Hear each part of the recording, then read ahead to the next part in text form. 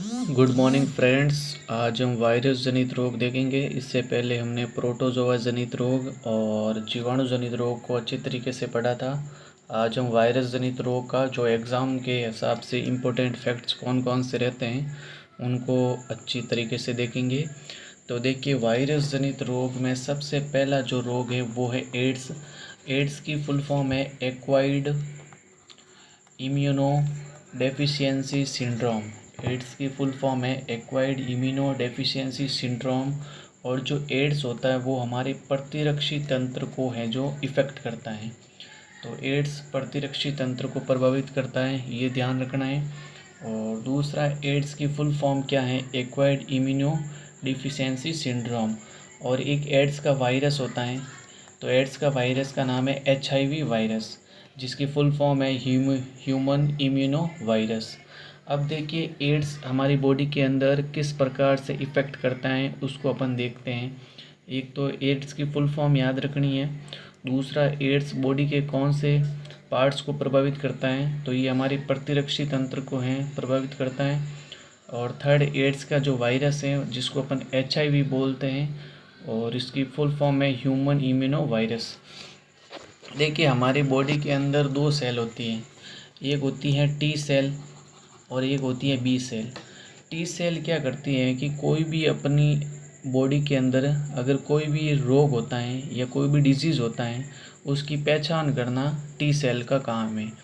और B cell क्या करती हैं कि उस रोग से हमारी रक्षा करती हैं, यानी प्रतिरक्षी का निर्माण करती हैं, एंटीबॉडी का निर्माण करती है। तो जो HIV का जो वायरस है, ह्यूमन इम्यूनो वायरस, ये क्या करता है? इस T सेल को प्रभावित करता है। T सेल को क्या करता है? प्रभावित करता है। अगर ये HIV वायरस T सेल को प्रभावित करेगा तो कोई भी रोग हमारी बॉडी के अंदर होगा तो हमारी बॉडी उसको पहचान नहीं पाएगी। और अगर उसको पहचान ही नहीं पाएगी तो हमारी बॉडी के अंदर प्रतिरक्षी नहीं बनेगा। और जब तक प्रतिरक्षी नहीं बनेगा तब तक बॉडी हमारी उस रोग से है जो लड़ नहीं सकती है। इसका मतलब उस रोग से पूरी तरीके से ग्रसित हो जाएगी। तो आपको हमेशा ध्यान रखना है एग्ज़ाम के हिसाब से कि HIV वायरस होता है वो बॉडी की कौन सी सेल को प्रभावित करता है? तो वो करता है T सेल को। और अपन को पता है T सेल होता है किसी भी रोग की पहचान करती है। फिर इस एड्स का क्या क्या है? तो देखिए, एड्स का कोई परमानेंट सॉल्यूशन नहीं है, तो इसलिए इसका बचाव ही इसका क्या है? उपचार है। और एड्स की एक दवाई है जिसका नाम है AZT, जो थोड़ी कारगर साबित हुई हैं और व्यक्ति के लिए थोड़े समय के लिए जीने की जो संभावना है उसको बढ़ा देती है। और अगर किसी व्यक्ति को एड्स है तो उसकी जांच कैसे करेंगे? तो उसकी जो जांच होती है उसको अपन बोलते हैं एलिसा जांच। एलिसा जांच तो ये भी काफ़ी एग्ज़ाम में पूछी जा चुकी है कि एड्स की जांच को क्या बोलते हैं। तो एड्स की जांच होती है वो होती है एलिसा। और एड्स के क्या क्या लक्षण होते हैं, क्या क्या पहचान होती है? तो ध्यान रखना है कि जो एड्स होता है ना, जिस व्यक्ति को एड्स होता है उसका वेट लॉस जल्दी होता है। और ये कैसे कैसे फैलता है? तो एड्स हैं जो शारीरिक संपर्क से फैल सकता है, ब्लड ट्रांसफ्यूजन से फैल सकता है, और अगर किसी व्यक्ति को किसी की संक्रमित सुई लगा दी जाती है तो उससे फैलता है। और एक बात आपको ध्यान रखनी है कि जो HIV पॉजिटिव अगर कोई प्रेग्नेंट वुमेन है, अगर कोई वुमेन जो HIV पॉजिटिव है पहले से ही, और वो अपने बच्चे को अगर जन्म देगी तो वो बच्चा 100% होगा जो एड्स से क्या होगा? ग्रसित होगा। ये आपको हमेशा ध्यान रखना है कि एड्स कैसे फैलता है और एड्स के क्या क्या लक्षण हैं। तो यहाँ से एड्स टॉपिक या जो एड्स डिजीज़ है जो वो पूरा होता है। और इससे बाहर आपके एग्ज़ाम में एड्स से रिलेटेड कोई भी फैक्टर है जो नहीं पूछा जाएगा, यहीं से सीधे क्वेश्चन है जो आपके एग्ज़ाम में बनेंगे। नेक्स्ट डिजीज़ देखते हैं। नेक्स्ट डिजीज है चेचक, जिसको अपन बोलते हैं स्मॉल पॉक्स। और चेचक का जो टीका है उसकी खोज किसने की थी? तो वो व्यक्ति का नाम था, उस वैज्ञानिक का नाम था एडवर्ड जेनर। Edward Jenner. और ये ध्यान रखना है कि सबसे पहले जो टीका खोजा गया, कौन से रोग का टीका है जो सबसे पहले खोजा गया? यानी सबसे पहले है जो चेचक का टीका है जो खोजा गया। तो एग्ज़ाम में ये भी पूछा जाता है कि टीके की खोज, चेचक के टीके की खोज किसने की? तो वो की एडवर्ड जेनर ने। और सबसे पहले किस बीमारी का टीका खोजा गया, तो वो है चेचक। और ये ध्यान रखना कि चेचक वायरस जनित रोग है, ये भी एग्ज़ाम में पूछा जाता है, तो ये भी ध्यान रखना है क्योंकि अभी अपन वायरस जनित रोग को ही पढ़ रहे हैं। नेक्स्ट डिजीज है इन्फ्लुएंजा, जिसको अपन बोलते हैं जुकाम। तो जुकाम का वायरस एग्ज़ाम में काफ़ी बार पूछा जा चुका है कि जुकाम का वायरस या इन्फ्लुएंजा का वायरस कौन है, तो वो ध्यान रखना है राइनो वायरस। कौन सा वायरस है? Rhino virus. ये हुए चेचक और इन्फ्लुएंजा। नेक्स्ट बीमारी कौन सी है? नेक्स्ट बीमारी है डेंगू फीवर। Dengue fever. तो डेंगू फीवर के अंदर क्या होता है, व्यक्ति को है जो बुखार आने लग जाता है और उसके जॉइंट है जो पेन होने लगते हैं, इसलिए इसको बोलते हैं अपन हड्डी तोड़ बुखार। डेंगू फीवर को अपन क्या बोलते हैं? हड्डी तोड़ बुखार। और एड्स में आपको डेंगू में आपको हमेशा ध्यान रखना है क्या क्या होता है, व्यक्ति की बॉडी ये जो ब्लड होता है उसके अंदर प्लेटेट्स कम हो जाते हैं। क्या हो जाते हैं? प्लेटेट्स कम हो जाते हैं। हमारी बॉडी के ब्लड्स के अंदर जो आरबीसी और डब्ल्यूबीसी और प्लेटेट्स होते हैं, तो डेंगू फीवर के अंदर हैं जो बॉडी के ब्लड्स के अंदर प्लेटेट्स हैं वो कम होने लग जाते हैं, जिससे उसका जो रक्त स्त्राव है वो कम हो जाता है। रक्त स्त्राव वो कम हो जाता है। तो डेंगू का ये लक्षण आपको हमेशा ध्यान रखना है कि व्यक्ति को प्लेटेट्स में कमी होती है, जिसके कारण उसका प्रतिरक्षा तंत्र भी है जो काफ़ी प्रभावित होता है। और इसका संचरण काफ़ी बार एग्ज़ाम में पूछा गया है कि डेंगू का संचरण क्या है, कि कौन सा जो मच्छर है जो डेंगू के लिए ज़िम्मेदार है। तो ध्यान रख लेना, एडिस इजिप्टी और क्यूलेक्स मादा मच्छर हैं जिसके कारण है जो डेंगू है जो फैलता है। ये क्वेश्चन है जो काफ़ी एग्ज़ाम में पूछा जा चुका है कि कौन सा मच्छर है, तो एक तो एडिस इजिप्टी और एक है क्यूलेक्स मादा मच्छर। नेक्स्ट डिजीज है ट्रेकोमा।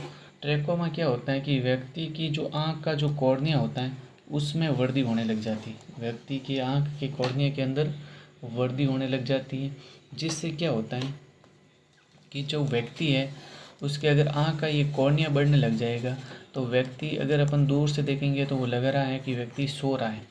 वो अपन को ऐसे लगेगा कि व्यक्ति नींद ले रहा है, लेकिन एक्चुअली में वो नींद नहीं ले रहा है, क्योंकि उसका कॉर्निया बढ़ जाने के कारण वो ऐसा प्रतीत हो रहा है कि वो नींद ले रहा है।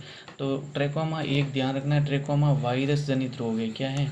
वायरस जनित रोग। और हम अभी सारे डिजीज़ जो पढ़ रहे हैं वो सारे कौन से हैं? वायरस जनित हैं। तो वायरस जनित का भी क्वेश्चन पूछा जा सकता है कि ट्रेकोमा कौन सा डिजीज़ है, तो वायरस जनित रोग है। और एक ध्यान रख लेना, ट्रेकोमा के अंदर आँख का कौन सा पार्ट है जो बढ़ता है, तो कार्निया बढ़ता है। आपको ये ध्यान रख लेना, ठीक है। और नेक्स्ट डिजीज़ है मेनिंजाइटिस। मेनिंजाइटिस क्या करता है? हमारे मस्तिष्क को प्रभावित करता है। एग्ज़ाम में सीधा पूछा जाता है कि मेनिंजाइटिस डिजीज़ कौन सा है, तो मेनिंजाइटिस डिजीज़ है जो मेनिंजाइटिस डिजीज़ है वो वायरस जनित है। और सेकंड याद रखना है कि मेनिंजाइटिस डिजीज़ है वो किसको प्रभावित करता है, तो वो हमारी बॉडी के मस्तिष्क को है जो प्रभावित करता है। और मेनिंजाइटिस होता कैसे है कि जो हमारा मस्तिष्क होता है उसके अंदर जो सेरिब्रोस्पाइन द्रव पाया जाता है, जिसके अंदर इन्फेक्शन हो जाता है, जिससे क्या होता है? मेनिंजाइटिस होता है। ये आपको ध्यान रख लेना है। नेक्स्ट डिजीज कौन सा है? खसरा। तो खसरा को हम मीजल्स भी बोलते हैं। हाँ, तो इससे क्या होता है कि व्यक्ति के नाक, आँख, मुंह में पानी आने लग जाता है। और ये कैसे फैलता है? तो संक्रमित दूध या कोई थूक या लार है उससे ये फैलता है, खसरा। नेक्स्ट डिजीज है जिसको अपन बोलते हैं रेबीज़। और कभी कभी एग्ज़ाम में रेबीज़ की जगह ऐसा लिखा आता है जल भीति, और इंग्लिश में इसको बोलते हैं हाइड्रोफोबिया। तो रेबीज़ क्या करता है कि व्यक्ति का जो नर्वस सिस्टम होता है, तंत्रिका तंत्र, उसको प्रभावित करता है। उसको क्या करता है? प्रभावित करता है। और रेबीज़ का वायरस इंपॉर्टेंट है। रेबीज़ के वायरस को बोलते हैं रबाडो वायरस। रेबीज़ के वायरस को बोलते हैं रबाडो वायरस। और रेबीज़ कैसे फैलता है? तो ये कोई पागल जानवर के काटने से रेबीज़ वायरस है जो फैलता है, क्योंकि पागल जानवर के जो लार है उसमें ये रबाडो वायरस है जो उपस्थित रहता है, जिससे व्यक्ति का नर्वस सिस्टम है जो पूरी तरीके से प्रभावित होता है। और जब भी कोई जानवर काट जाए तो हमेशा फर्स्ट प्रिकॉशन के रूप में अपन को साबुन से उस घाव को है जो धो देना चाहिए, या लाल दवा से उसको धो देना चाहिए। और इस रेबीज़ के टीके की खोज है वो किसने की थी? लुई पास्चर ने। ये भी काफ़ी एग्जाम में पूछा जा चुका है, रेबीज़ के टीके की खोज किसने की। और नेक्स्ट डिजीज है गलसुआ। तो गलसुआ जिसको अपन बोलते हैं मम्स। गलसुआ क्या होती है कि व्यक्ति के कानों के नीचे एक ग्रंथि होती है जिसको अपन बोलते हैं पैरोटिड लार ग्रंथि।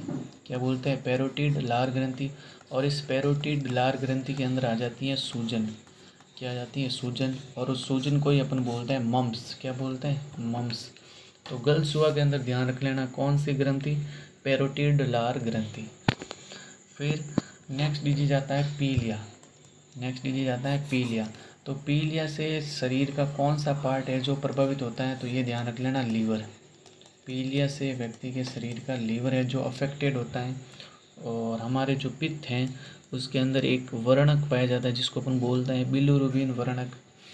और ये पीलिया कैसे फैलता है? दूषित जल से, भोजन से ये पीलिया फैलता है। और पीलिया से ग्रसित व्यक्ति को है जो तेलीय चीज़ें हैं वो कम खानी चाहिए। तो पीलिया से एग्जाम में सीधा सा क्वेश्चन पूछा जाता है कि जो पीलिया के अंदर जो पित्त रस होता है उसके अंदर कौन सा वर्णक होता है? तो वो होता है बिलिरुबिन वर्णक। और पीलिया है जो बॉडी के कौन से पार्ट को है जो प्रभावित करता है? तो वो करता है लीवर को। अब होता है छोटी माता। छोटी माता जिसको अपन बोलते हैं स्मॉल पॉक्स। छोटी माता जिसको अपन बोलते हैं स्मॉल पॉक्स। स्मॉल पॉक्स से एग्जाम में एक ही क्वेश्चन पूछा जाता है कि ये वायरस जनित रोग है या प्रोटोजोआ जनित रोग है या बैक्टीरिया जनित रोग है। तो छोटी माता का ध्यान रखना है कि ये वायरस जनित रोग है। और नेक्स्ट डिजीज है पोलियो। तो पोलियो कैसे फैलता है? भोजन या जल द्वारा फैलता है। और पोलियो बॉडी के कौन से पार्ट को प्रभावित करता है? तंत्रिका तंत्र, जिसको अपन बोलते हैं नर्वस सिस्टम। जिस प्रकार रेबीज़ हमारे नर्वस सिस्टम को प्रभावित करता है उसी प्रकार पोलियो भी व्यक्ति के नर्वस सिस्टम को है जो प्रभावित करता है। जिस पार्ट को ये इफ़ेक्ट करता है कोई भी डिजीज़, वो पार्ट्स बहुत इंपॉर्टेंट है, वहाँ से एग्जाम में है जो सीधे क्वेश्चन है जो पूछे जाते हैं। फिर ध्यान रखना कि जो पोलियो का टीका 1955 में बनाया वो किसने बनाया था? साल्क ने। किसने बनाया था? साल्क ने। और साल्क ने जो ये टीका बनाया वो बनाया था इंजेक्शन की फॉर्म में। किसकी फॉर्म में? इंजेक्शन की फॉर्म में। इसीलिए इसको बोलते हैं father of polio vaccine. Father of polio vaccine. फिर दूसरा टीका इसके 6 साल बाद 1961 में सेबी ने बनवाया। किसने बनवाया था? सेबी ने। और सेबी ने इस टीके को ओरल पोलियो वैक्सीन के रूप में बनाया जिसको हम बोलते हैं OPV। OPV। और 27 मार्च 2014 को भारत है जो पोलियो से क्या हो गया था? मुक्त। ये क्वेश्चन भी बहुत इंपॉर्टेंट है कि भाई जो पोलियो डिजीज़ है उससे इंडिया कब है जो मुक्त हुआ था? तो वो हुआ था 27 मार्च 2014। और ये करता कौन करता है? ये करता है WHO। पाकिस्तान और अफ़गानिस्तान है जो अभी तक इससे मुक्त नहीं हुए। और एक क्वेश्चन है जो एग्ज़ाम में हमारा पूछा जाता है कि कौन सा डिजीज़ है जो वायरस जनित है और कौन सा नहीं है। तो शुरुआत के अंदर जो हमने 12 डिजीज़ पढ़े हैं उनको ट्रिक है, ए चाचा इन्हें डांटो मत खरे गाल पे छापो। ए चाचा इन्हें डांटो मत खरे गाल पे छापो। जैसे शुरुआत में हमने सबसे पहले पढ़ा था ए से एड्स, च से चेचक जिसको अपन चिकन पॉक्स, फिर इन्हें से इन्फ्लुएंजा, ये डांटो मत करे गाल पे छापो। ये सारे जो शुरुआत के जो हमने 12 पढ़े हैं इनको याद रखने की ये है ट्रिक। ये आपको ध्यान रखनी है। पो से हो जाएगा पोलियो, पे से हो जाएगा पेचिस, खरे से हो जाएगा खसरा, ठीक है ना, मत से हो जाएगा मेनिंजाइटिस। तो ये सारे डिजीज़ हैं जो आपको याद रखने हैं। इसकी ट्रिक है ये चाचा इन्हें डांटो मत खरे गाल पे छापो। फिर नेक्स्ट डिजीज़ वायरस जनित रोग है जिसको अपन बोलते हैं पित्त जवर। पित्त जवर जिसको अपन बोलते हैं येलो फीवर। और ये सबसे पहले अफ्रीका के अंदर आया था। और इसके लक्षण भी कैसे जैसे डेंगू के जैसे लक्षण हैं। और ये कौन से मच्छर को काटने से फैलते हैं? तो ये एडिस प्रजाति के मच्छर हैं वो काटता है, उससे हैं जो पित्त जवर हैं जो फैलता है। ये ध्यान रखना, पित्त जवर एक डेंगू जैसा ही लक्षण है और ये सबसे पहले अफ्रीका में आया था। और मच्छर का ध्यान रख लेना, मच्छर की कौन सी प्रजाति है? तो वो है एडिस प्रजाति। फिर नेक्स्ट जो डिजीज़ है वो है चिकनगुनिया। और चिकनगुनिया के अंदर भी एडिस प्रजाति का मादा मच्छर है। और इसमें क्या होता है, व्यक्ति के जॉइंट को है ना वो पेन होने लग जाता है। जॉइंट क्या होता है? पेन होता है चिकनगुनिया के अंदर। फिर नेक्स्ट डिजीज़ है बर्ड फ्लू। ये भी वायरस जनित डिजीज है। तो बर्ड फ्लू क्या होता है? बर्ड फ्लू सबसे ज़्यादा है जो मुर्गियों को इफ़ेक्ट करता है, यानी मुर्गियाँ के अंदर जो सबसे ज़्यादा रोग होता है वो होता है बर्ड फ्लू। और बर्ड फ्लू क्या करता है कि उन मुर्गियों के जो श्वसन तंत्र हैं, रेस्पिरेटरी सिस्टम है, उसको प्रभावित करता है, जिससे मुर्गियों की है जो मौत हो जाती है। और इसका वायरस है जो एग्ज़ाम में काफ़ी बार पूछा जा चुका है कि बर्ड फ्लू का वायरस कौन सा है, तो ये वायरस है H5N1। H5N1। तो बर्ड फ्लू ध्यान रख लेना कौन से बर्ड है जो बर्ड फ्लू से ज़्यादा प्रभावित हैं, तो वो है मुर्गियाँ। और बर्ड फ्लू हम बॉडी के श्वसन तंत्र को प्रभावित करता है और इसके वायरस का नाम है H5N1। फिर आता है स्वाइन फ्लू। स्वाइन फ्लू के अंदर क्या होता है? उल्टी, दस्त, बुखार। बर्ड फ्लू तो होता है बर्ड्स के अंदर और स्वाइन फ्लू होता है इंसानों के अंदर। और ये इंसानों के लंग्स को प्रभावित करता है। किसको प्रभावित करता है? लंग्स को, यानी ये फेफड़ों को प्रभावित करता है। और इसके अंदर जो दवाई दी जाती है उसको बोलते हैं टेमी फ्लू। क्या बोलते हैं? टेमी फ्लू। और इसका वायरस ध्यान रख लेना H1N1। जैसे बर्ड फ्लू का तो था H5N1, ये तो था बर्ड फ्लू का, और H1N1 है, ये है स्वाइन फ्लू का वायरस। ये वायरस काफ़ी इंपॉर्टेंट है जो एग्ज़ाम में पूछा जाता है। फिर नेक्स्ट डिजीज है सार्स, जिसकी फुल फॉर्म एग्ज़ाम में काफ़ी बार पूछी जाती है, severe acute respiratory syndrome. Severe acute respiratory syndrome SARS की फुल फॉर्म है। और इसके लक्षण क्या होते हैं कि व्यक्ति का जो श्वसन तंत्र होता है उसको ये है जो प्रभावित करता है। फिर नेक्स्ट डिजीज आता है जिसको अपन बोलते हैं इबोला। और इबोला होता है अफ्रीकी देशों में। इबोला कौन से देशों में होता है? अफ्रीकी देशों में। जैसे हमने अभी पढ़ा था बर्ड फ्लू के बारे में। और इबोला को चाइल्ड ज़ीरो डिजीज़ भी कहते हैं। इबोला का सेकंड नाम है चाइल्ड ज़ीरो डिजीज़। और ये कैसे फैलता है? रोगी व्यक्ति से सीधे तौर पर ये संपर्क में आने पर ये फैलता है, इसलिए इबोला को अपन बोलते हैं चाइल्ड ज़ीरो डिजीज़। और ये सबसे ज़्यादा है जो अफ्रीका के देशों में होता है।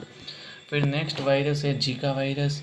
और जीका वायरस है जो ब्राज़ील के रियो में है, जो सबसे पहले 2015 के अंदर फैला था। और ये एक व्यक्ति के तंत्रिकीय तंत्र की समस्या है, यानी ये तंत्रिका तंत्र को प्रभावित करता है। और जीका वायरस होने से बच्चों के मस्तिष्क का क्या नहीं होता है? विकास नहीं होता है। तो जीका वायरस के अंदर ध्यान रख लेना सबसे पहले कैसे फैला? ब्राज़ील के रियो में 2015 में। और इससे व्यक्ति का नर्वस सिस्टम है जो प्रभावित होता है, जिससे बच्चों के मस्तिष्क का विकास है जो नहीं होता है। फिर मंकी फीवर एग्ज़ाम में काफ़ी बार पूछा जा चुका कि जो मंकी फीवर है वो किससे जनित रोग है, तो मंकी फीवर एक वायरस जनित रोग है। ये आपको हमेशा मंकी फीवर के अंदर ध्यान रखना है। फिर एक रोग होता है मर्स, जो ऊँटों के अंदर फैलता है। मर्स जो रोग होता है वो ऊँटों के अंदर फैलता है और ये भी वायरस जनित रोग हैं। ये हुए सारे वायरस जनित रोग जो हमने पढ़े हैं। उससे पहले ये चाचा इन्हें डांटो मत करे गाल पे छापो, जो हमने 12 याद की, वो बहुत ही इंपॉर्टेंट वायरस जनित रोग है। अब हम पढ़ रहे हैं कवक जनित रोग। कवक से कौन कौन से रोग होते हैं, तो सबसे पहले इनको याद करते हैं। तो इसकी ट्रिक है गंजा दामाद खाइए फ्रूट। क्या है? गंजा दामाद खाइए फ्रूट। तो गंजा से हो जाएगा गंजापन, और दामाद में शुरुआत वाले दास से हो जाएगा दम्मा, और नेक्स्ट वाले दास हो जाएगा दाद। फिर खाए में खा से हो जाएगा खाज, और फ्रूट से हो जाएगा एथलीट फ्रूट, यानी व्यक्ति की जो पाँवों की अंगुलियाँ होती है उसके बीच क्या हो जाते हैं? फंगस हो जाते हैं। तो एग्ज़ाम में ये ध्यान रखना है कि कवक जनित रोग कौन कौन से हैं। तो गंजा दामाद खाइए फ्रूट, गंजापन, द से दम्मा, द से दाद, खा से खाज, और फ्रूट से हो जाएगा एथलीट फ्रूट। और फिर कुछ रोग हैं जो कर्मी जनित रोग है। कौन से रोग हैं? कर्मी जनित रोग है। और कर्मी होते हैं जो परजीवी, जो दूसरों के ऊपर डिपेंड रहते हैं, जिनसे वर्दी है जो रुक जाती है। और कर्मी जनित रोग में एक आपको ध्यान रख लेना, एस्केरिस रोग किससे फैलता है? एस्केरिस लुब्रिकोड से। और टीनेसियस रोग फैलता है टीनिया सोलियम से। और हाथी पाँव जिसको अपन बोलते हैं एलिफेंट फुट, जिससे व्यक्ति का पैर है जो हाथी जैसा हो जाता है, उसको बोलेंगे वुचेरिया बैनक्राफ्ट। ये हाथी पाँव के जो रोगवाग के इनके नाम हैं। तो आज हमने मानव डिजीज़ की जो थ्योरी है उसको बहुत ही अच्छे और शानदार तरीके से पढ़ा है। और आगे आने वाली क्लास के अंदर हम इस मानव डिजीज़ के MCQ करेंगे बहुत ही शानदार तरीके से। और देखेंगे कि जो प्रीवियस ईयर में जो क्वेश्चन एमसीक्यू के आ रखे हैं वो हमने जो थ्योरी पढ़ी है उससे सॉल्व हो रहे हैं या नहीं हो रहे। अगर सारे क्वेश्चन हो रहे हैं इसका मतलब जो हमने थ्योरी पढ़ी है उसके सारे पॉइंट हैं जो इम्पोर्टेंट पॉइंट पढ़े जो सीधे एग्ज़ाम के अंदर है जो पूछे जाते हैं। तो आज के लिए बस इतना ही। अगर वक्त ने दिया साथ तो फिर आगे भी होगी मुलाकात। Thank you so much watching.